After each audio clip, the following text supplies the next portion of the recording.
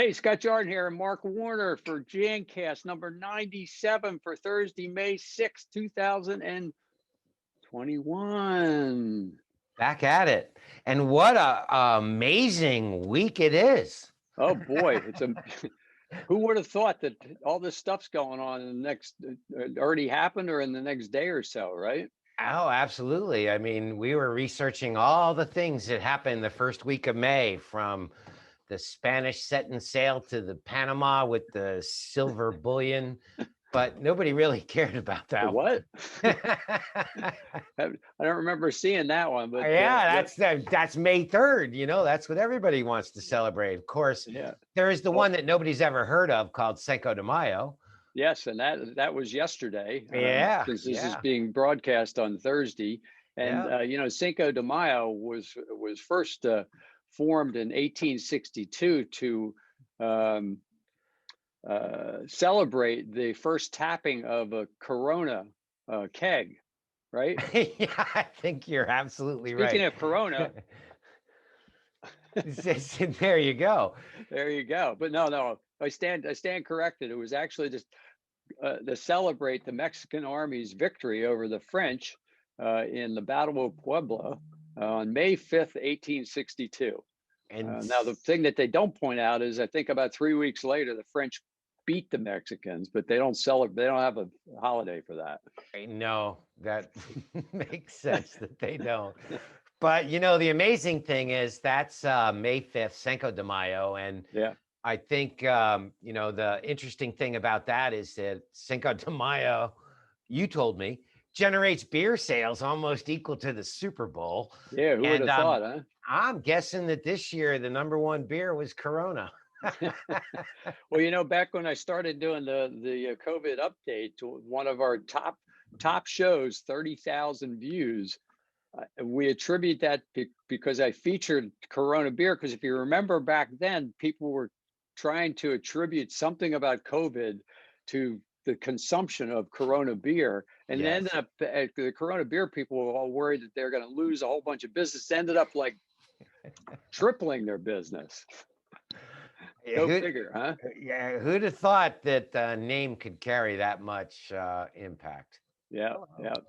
So what other holidays do we have this week, Well, Mark? the most important thing is today, May 6th, is National Beverage Day, Yep. which I'm guessing means that I guess at some point that was the leftover beer from Cinco de Mayo from the 5th. But I'm guessing the beer of the day is Corona. The funny thing is, whoever came up with National Beverage Day did not think, they either were really smart, like you're saying, it's to use up the leftover beer from Cinco de Mayo. But the smarter, I would think, the logical thing would have been, well, we should do it on the same day as Cinco de Mayo. But I'll put a link in the notes below the show. There's a website that I don't remember. It's like nationalday.org or something like that, where you can literally go in and create Scott Jordan's day of the year or Mark Warner's day of the year. So I think the National Beverage Day might be kind of questionable as to whether or not it's real. Well, one that we know is for real is definitely the National Nurses Day, May Yes. 6th. Yep. And by law, they have to celebrate by drinking Corona beer. Wait, another Corona? But thanks to all the nurses very much. We're joking right now, obviously, trying to keep this on a fun level, but the nurses have gone through, sorry for the word, but H blank, blank, blank, blank in the last year and a half. So credit to all the nurses out there.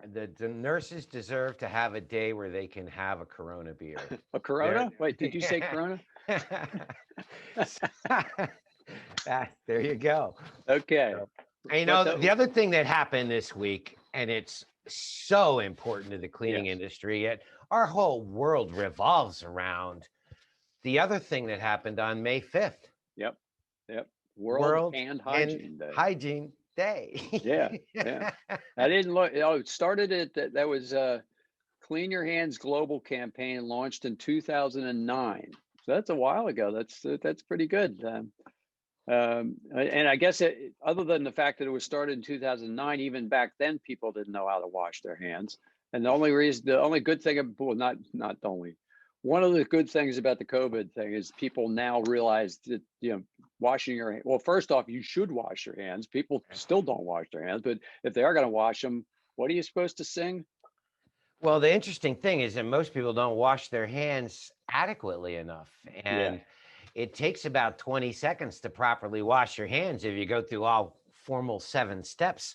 Yep. And the nurses and healthcare community actually promotes that by saying, if you sing happy birthday twice or hum it to yourself, that's the 20 seconds it takes to properly wash your hands. Yep. And that has to do with, rubbing your palms together and getting underneath your rings and, Yeah. the whole deal. And yeah, it's supposed to take 20 seconds or the time it takes to hum happy birthday twice. So if you ever walk into a restroom and a person standing next to you in the sink is singing happy birthday, it might have nothing to do with their birthday. They might just be timing their hand wash. You Yeah, think, that's Scott, true. maybe? That's So assuming people know how to sing happy birthday. well, that's true. And we were kind of curious as to whether it takes 20 seconds to sing it in other languages too. I don't know Yeah. whether this is an Yeah. international standard or only a standard in the US. But Well, there's some pretty interesting stats about the hand washing thing and how it's changed. Recently some studies have come out, right? I mean, yeah. Well, the interesting thing was um, the jump in the number of people that were washing their hands multiple times a day at the start of the COVID-19, I'm sorry, the yeah. coronavirus and But did you say COVID-19 corona? Did you outbreak. say corona? I have corona on my mind. So, but it went from like 37% to like almost 80% of people Yeah. were actually washing their hands quite often. And there was another study that came out pretty recently, which was, well, shocking to you and me. Yeah. And that Yeah. was there's hand washing systems that are in play in healthcare that actually monitor the amount of traffic in and out of a restroom.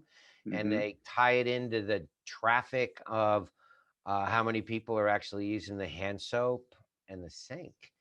And their studies showed that in healthcare environments, from a standpoint of the staff and patients and perhaps visitors to healthcare facilities, that last year at this time it was at 100%. And this year Yeah. at this time it's at 51%. Yeah. That's And pretty depressing, actually. well, the crazy thing, Scott, is they said it's actually better than normal, that the normal is about 30%. So I was like, wow, that's just intense. So you and I are doing the rally cry that the whole world needs to be enjoying National Hand Hygiene Day. We need to Yep. wash our hands for 5, 6, 7 times a day at 20 seconds apiece. Yep. Yep. Well, I was at the doctor this morning getting the small procedure done, and I asked the doctor about hand washing, and I didn't have the stats off the top of my head, but he said, "Of course, we wash our hands every time." Well, the crazy thing is, it was the only answer he could give you. Yeah, yeah. But it's pretty scary thinking that it's dropped in that kind of environment. I mean, I could see where it's in the public restrooms and stuff. People hardly. I mean, it's kind of scary to think about it if you really make a mental note when you're in a public bathroom and you watch people like in the men's room.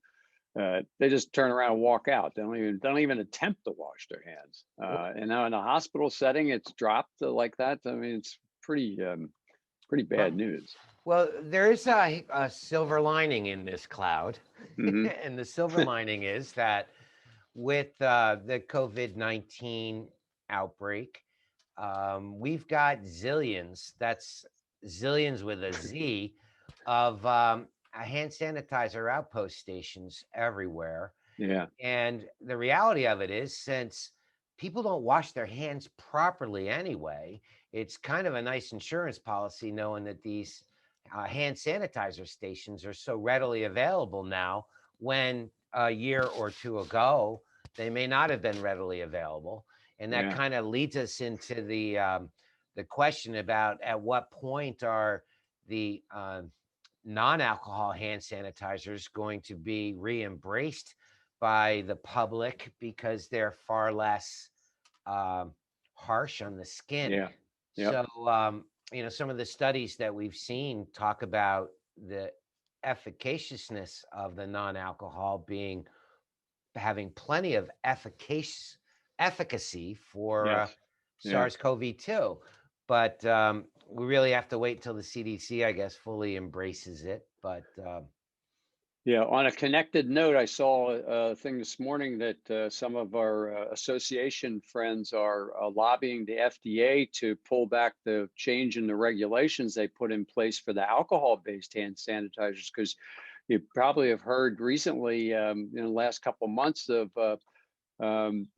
products being pulled off the market because they either weren't made with the right kind of alcohol, which is very, very dangerous, yeah. or other things that are concerning. So I don't know if the ISSA is actually involved in it. I would imagine they probably are, but they're asking the FDA to pull that emergency rulemaking that they put in place that essentially enabled every alcohol manufacturer in the United States that was making just regular, drink alcohol into hand sanitizers, because it just kind of opened up all the regulations to people to kind of abuse things. And meanwhile, you got a product like our BZK hand sanitizer that's a non-alcohol product that the CDC won't even recognize it. So it's like they're allowing people to make stuff out of whatever the hell alcohol they got. Excuse my language.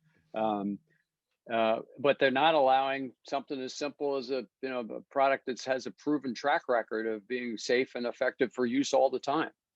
Well, the one of the scary pieces of that equation, going back for me over a year ago or about a year ago, I had received calls from distilleries, whiskey distilleries, saying that they're now got approval to make alcohol-based hand sanitizer. And I remember at the time thinking, this is so wacky, because normally things that you use on your skin fall under very strict regulations by the FDA. Yeah. And FDA is stricter than the EPA, for that matter. And the fact that there was just kind of a waiver put through and anybody could produce anything they wanted was kind of shocking to us, all of us. Yeah.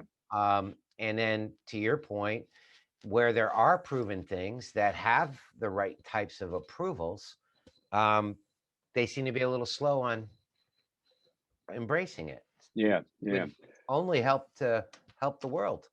A little disconcerting when you see a gallon or a whatever size big bottle of hand sanitizer, and it looks pretty close to Tito's vodka from Texas. Well, same.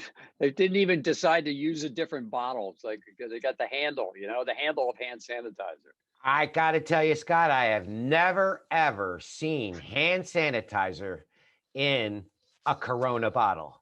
What? Corona? Well, perfect way to end the show, because we're going to go have some, I believe we're going to have some Coronas after this is over, right, Mark? You bet. You bet. Yeah. So, and I'll put a link below this video for the show that it featured the Corona bottle that ended up going viral. Viral during COVID. That's kind of a interesting way of putting it, but that is.